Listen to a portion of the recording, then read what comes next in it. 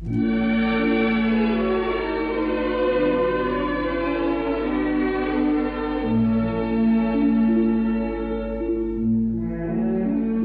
ក្នុងឱកាសដ៏មហាមង្គលថ្លៃថ្លាបំផុតនៃព្រះរាជពិធីបុណ្យចម្រើនព្រះជន្មគម្រប់85ព្រះវស្សា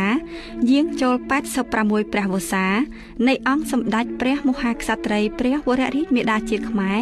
ជាទីសក្ការៈដ៏ខ្ពង់ខ្ពស់បំផុតនៃយើងពោពេញទៅដោយសេចក្តីសោមនស្សរីករាយអធិកអធមនៃឆ្នាំនេះព្រឹទ្ធសភារដ្ឋសភារាជរដ្ឋាភិបាលនិងប្រជាជាតិកម្ពុជាទាំងមូលសូមប្រសិទ្ធពរជ័យសិរីសួស្តីជ័យមង្គលព្រះបរមសុខគ្រប់ប្រការថ្វាយសម្ដេចព្រះមហាក្សត្រីព្រះវររាជមាតាជាតិខ្មែរជាទីសក្ការៈដ៏ខ្ពង់ខ្ពស់បំផុតនិងសូមសម្ដែងនូវសេចក្តីកតញ្ញូតាធម៌ជាអនេកប្បការថ្វាយចំពោះព្រះមហាករុណាธิគុណដ៏ធ្ងន់បំផុតដែលព្រះអង្គបានលះបង់ទាំងព្រះកាយពលព្រះបញ្ញាញាណនិងព្រះរាជទ្រព្យដ៏ឧត្តមឧត្តមបំផុតដើម្បីប្រោសព្រះរាជទានជាព្រះរាជូបត្ថម្ភក្នុងវិស័យអប់រំសិក្សាធិការកសិកម្មវប្បធម៌សាសនាសុខាភិបាលការអភិវឌ្ឍគ្រប់ផ្នែកនៅទីជនបទព្រមទាំងមានព្រះរាជហឫទ័យសន្តោសប្រោសប្រណី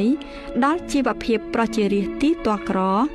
និងព្រះរាជកិច្ចក្នុងផ្នែកទំនាក់ទំនងអន្តរជាតិជាដើមដើម្បីបុព្វហេតុនៃភាពរីកចម្រើនថ្កុំថ្កើងរបស់ជាតិមាតុភូមិនិងព្រះអង្គគង់នៅជាម្លប់ដ៏ត្រជាក់ត្រជុំក្នុងសេចក្តីសុខសន្តិភាពដ៏ពេញបរិបូរណ៍សម្រាប់កូនចៅបានជ្រកកោនក្នុងភាពកក់ក្ដៅនាពេលកន្លងមកដើម្បីឆ្លើយតបទៅនឹងព្រះមហាករុណាธิគុណដែលមិនអាចកាត់ថ្លៃបានរបស់ព្រះអង្គព្រឹទ្ធសភារដ្ឋសភារាជរដ្ឋាភិបាលនិងប្រជាជាតិកម្ពុជាជាកូនចៅទួតសូមបដិញ្ញារួមសាមគ្គីឯកភាពគ្នាជាធ្លុងមួយក្នុងការខិតខំពុះពៀរាល់ការលំបាកគ្រប់យ៉ាង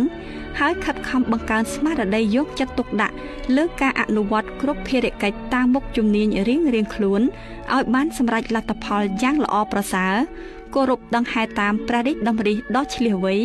និងប្រកបដោយព្រះរាជគតិបណ្ឌិតដ៏ខ្ពង់ខ្ពស់បំផុតនៃសម្ដេចព្រះមហាក្សត្រីព្រះវររាជមាតាជាតិខ្មែរជាទីសក្ការៈដ៏ខ្ពង់ខ្ពស់បំផុតដើម្បីព្រះរាជាណាចក្រកម្ពុជាមានវឌ្ឍនភាពលើគ្រប់ផ្នែកគ្រប់វិស័យប្រកបដោយកិត្តិយសកិត្យានុភាពដ៏រុងរឿងថ្កើងថ្កានបានភ្ជាប់និស្ស័យទៅនឹងសម័យមហានគរនិងសម័យសង្គមរាស្ត្រនិយមដ៏ថ្កើងថ្កានព្រមជាមួយនេះសូមសម្ដែងនូវមនោសញ្ចេតនាស្វាមីភក្តិនិងរីករាយចូលរួមអបអរសាទរយ៉ាងក្លៀវក្លាបំផុតក្នុងព្រះរាជពិធីបុណ្យដ៏មហាវិសេសវិសាលពោពេញដោយជ័យមង្គលនេះនិងសូមបួងសួងដល់គុណបុណ្យព្រះរតនត្រ័យព្រះតេជះបារមីនៃអតីតព្រះមហាក្សត្រព្រះមហាក្សត្រយានីខ្មែរនិងវត្ថុស័ក្តិសិទ្ធិគ្រប់ព្រះអង្គក្នុងលោកមានឫទ្ធិបារមីទេវតាថែរក្សាព្រះមហាស្វេតឆ័ត្រទេវតាថែរក្សាព្រះរាជាណាចក្រកម្ពុជាក្នុងឆ្នាំឆ្លូវត្រីស័កពុទ្ធសករាជ2565ព្រះនាមមុន្តាទេវីនិងព្រះឥន្ទព្រះព្រហ្មជាដើមសូមជួយអភិបាលគ្រងរក្សានិងប្រោះព្រំនៅទឹកអមរិតប្រសិទ្ធពរជ័យដ៏បវរមហាប្រសើរថ្វាយសម្ដេចព្រះមហាក្សត្រីព្រះវររាជមាតាជាតិខ្មែរជាទីសក្ការៈដ៏ខ្ពង់ខ្ពស់បំផុតសូមព្រះអង្គបានប្រកបនៅព្រះបរមសុខគ្រប់ប្រការមានព្រះរាជសុខភាពដ៏ល្អបរិបូរណ៍ចាក់ផុតពីព្រះរោគាទាំងឡាយមានព្រះកាយពលមាំមួនព្រះបញ្ញាញាណភ្លឺថ្លានិងមានព្រះជន្មយឺនយូរជាង100ព្រះវស្សាដើម្បីព្រះអង្គបានគង់ប្រថាប់នៅជាមហាមលុបដ៏ត្រជាក់ក្សែមខ្សានសុខដុមរមនាសម្រាប់សន្តិភាពវិបុលភាពដល់ជនរួមជាតិជាកូនចៅទួតរបស់ព្រះអង្គជារៀងរហូតតទៅ